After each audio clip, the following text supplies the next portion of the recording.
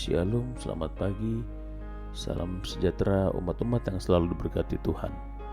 Renungan kita pada pagi ini tanggal 30 April berjudul Upah di Surga. Ayat inti kita pada pagi ini terdapat dalam Matius 5 ayat 11-12.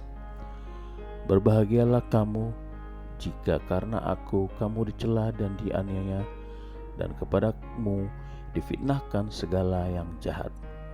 Bersukacita dan bergembiralah, karena upahmu besar di surga, sebab demikian juga telah dianiaya nabi-nabi yang sebelum kamu.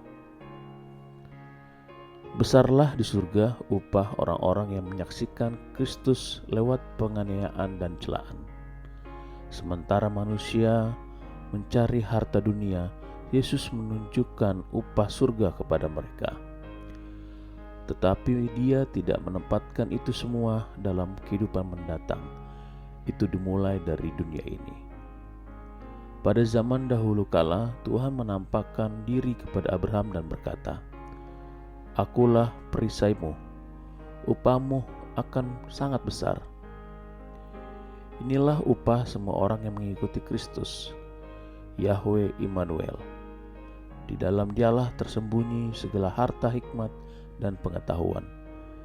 Dalam Dialah berdiam secara jasmania seluruh kepenuhan kealahan, supaya simpati kepadanya, supaya mengenalnya, supaya memilikinya.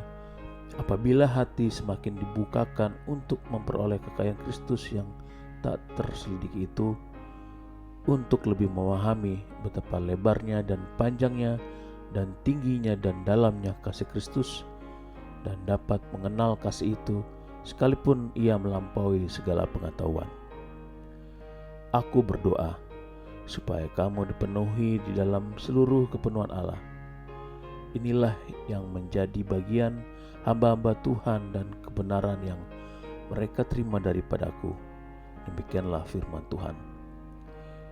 Sukacita inilah yang memenuhi hati Paulus dan Silas ketika mereka berdoa dan menyanyi memuji Allah pada waktu tengah malam di penjara Filipi.